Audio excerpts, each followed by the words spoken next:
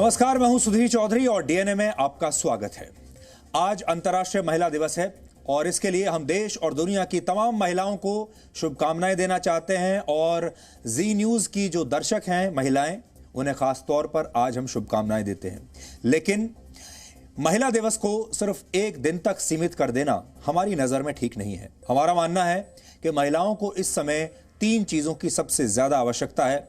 सबसे पहला है उन्हें सम्मान मिलना चाहिए, दूसरा समानता मिलनी चाहिए समाज में, और तीसरा उनके काम के लिए सराहना मिलनी चाहिए। इसलिए सम्मान, समानता और सराहना।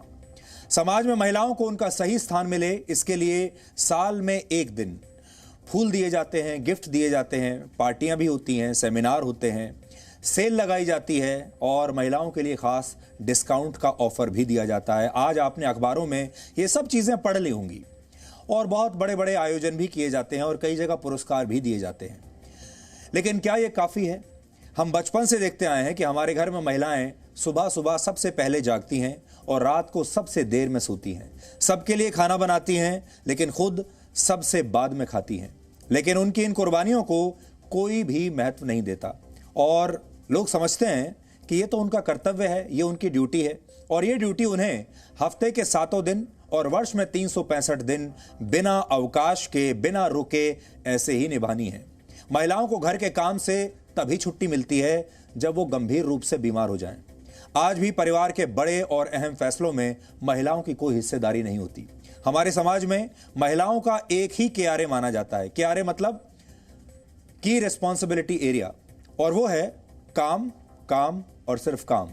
लेकिन उसके बदले ना दाम और ना ही आराम।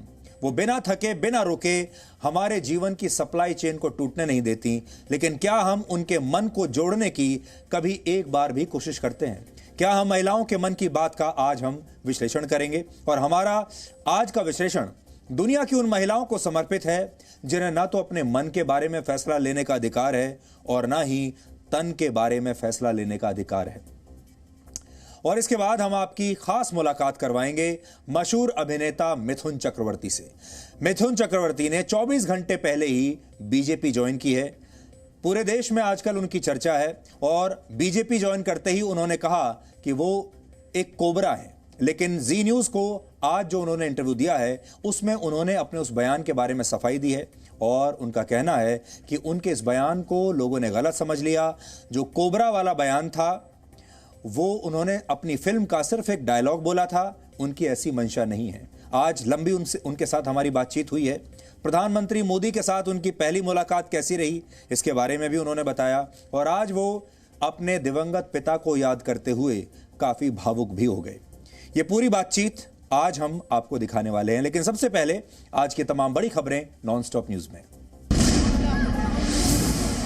अंतर्राष्ट्रीय महिला दिवस पर कोलकाता में मुख्यमंत्री ममता बनर्जी ने पदयात्रा निकाली। ममता बनर्जी ने कहा कि बंगाल में लड़ाई उनके और बीजेपी के बीच है।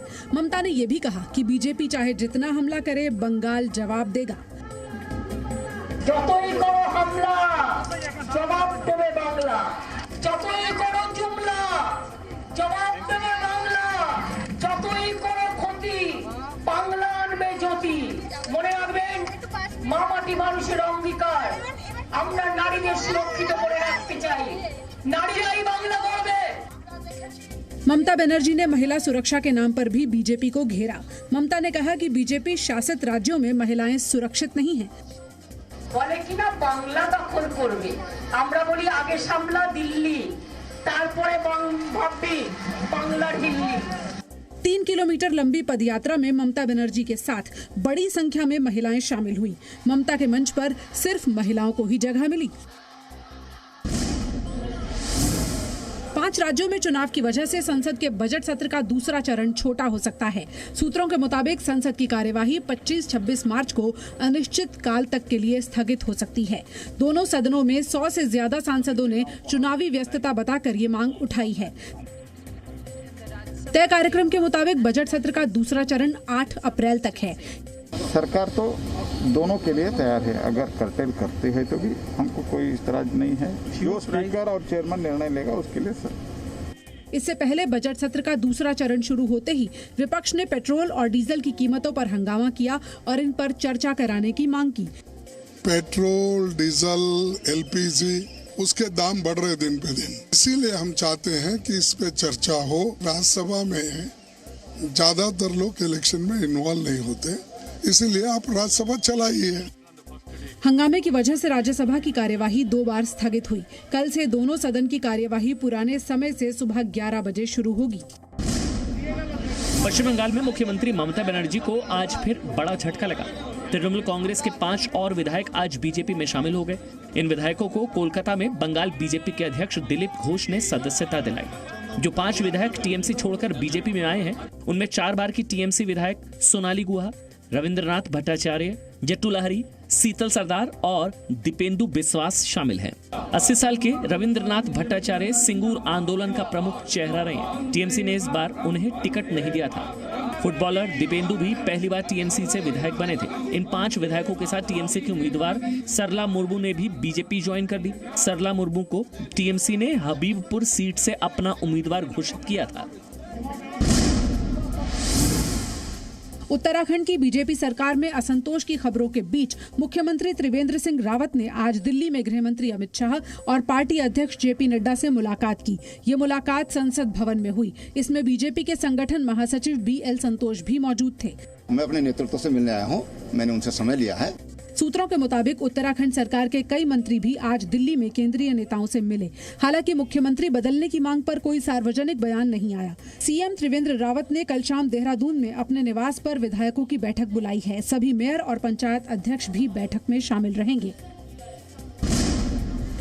जम्मू कश्मीर में गैर कानूनी ढंग से रह रहे रोहिंग्या घुसपैठियों की पहचान का काम तेज कर दिया गया है।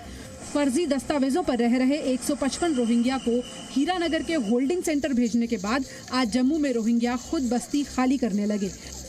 जम्मू में आया था, हमें जान बचाने के लिए सरकार बोला था हम आपको उधर जाना पड़ेगा म्यांमार में। हम जाएंगे, हम अपना तो हम जाएंगे, लेकिन हमारा वतन जब हालात ठीक होगा तब जाएंगे। रोहिंग्याओं की पहचान के लिए बायोमीट्रिक लिए जा रहे हैं। वहीं नेशनल कॉन्फ्रेंस ने कार्रवाई के तरीके पर सवाल उठाए हैं। यूनाइटेड नेशंस का एक रेफ्यूजीज का चार्टर है। गवर्नमेंट ऑफ इंडिया ने भी उस चार्टर पे दस्तखत किया है। हमें उस चार्टर को कबूल करना चाहिए, उस पर काम करना चाहिए और इंसानियत के तरीके से बिहेव करना। आंकड़ों के मुताबिक देश में करीब 40,000 रोहिंग्या अवैध ढंग से रह रहे हैं। इनमें 13,000 से ज्यादा जम्मू कश्मीर में है। दिल्ली के बाटला हाउस एनकाउंटर से जुड़े एक मामले में साकेत कोर्ट ने आरिज खान को दोषी ठहराया है। कोर्ट ने आरिज खान को 2008 में दिल्ली में सीरियल ब्लास्ट और बाटला हाउस एनकाउंटर में इंस्पेक्टर मोहन चंद शर्मा की हत्या का दोषी माना है। कोर्ट ने कहा कि आज ये साबित हो गया है कि एनकाउंटर के वक्त आरिज खान भागने में कामयाब हो गया था। आरिज खान को कितनी सजा होगी, कोर्ट इसका ऐलान 15 मार्च को करेगी। कोर्ट ने आरिज खान को आईपीसी की कई धाराओं और आर्म्स एक्ट की धारा 27 के तहत भी दोषी पाया है। जो कन्विक्शन जो जिस सेक्शन में चार्जशीट हुई थी, ऑलमोस्ट सारे सेक्शंस के अंदर इसको सजा हुई है। तो वो शहीद मोहन चंद शर्मा है, उनकी शहादत हुई थी, उसके लिए कन्विक्टेड है, कन्विक्शन किया गया है और ऐसे ही हेड कांस्टेबल के ऊपर इसने फायर किया था, उसकी भी सजा इसको हुई है। आरिज खान इंडियन मुजाहिदीन का आतंकी है। दिल्ली पुलिस की स्पेशल सेल ने उसे 2018 में गिरफ्तार किया था। जम्मू कश्मीर में सेना और बीएसएफ की निगरानी की वजह से पिछले 4 साल में सीमा पार से आतंकियों की घुसपैठ में भारी कमी आई है। सूत्रों के मुताबिक गृह मंत्रालय ने अपनी रिपोर्ट में कहा है कि पाकिस्तान से 2020 में 99 बार घुसपैठ की कोशिश हुई, जिसमें सिर्फ 51 आतंकी जम्मू कश्मीर में घुसपैठ कर सके। 2019 में 216 बार घुसपैठ की कोशिश की गई और 138 आतंकियों के घुसपैठ की आशंका जताई गई। 2018 में 323 बार पाकिस्तान समर्थित आतंकियों ने घुसपैठ की कोशिश की। इसमें 143 आतंकियों के घुसने की आशंका है। 2017 में सबसे ज्यादा 406 बार पाकिस्तान की खुफिया एजेंसी ISI की तरफ से आतंकी घुसपैठ की कोशिश कराई गई। इसमें 123 आतंकी घुसपैठ में कामयाब रहे, लेकिन कई को मार गिराया गया। 2016 में पाकिस्तान से 364 बार आतंकियों ने घुसपैठ की कोशिशें की। इसमें 112 आतंकी घुसपैठ में कामयाब हो सके। सूत्रों के मुताबिक इस वर्ष जनवरी तक शोपियां और पुलवामा में कुछ स्थानीय आतंकियों की भर्ती की खुफिया जानकारी मिली है। वहीं खुफिया एजेंसियां कश्मीर घाटी के साथ साथ जम्मू में भी आतंकी हमलों की साजिश की आशंका जता चुकी हैं। Presenting B News app, available on Google Play and App Store. Download it now.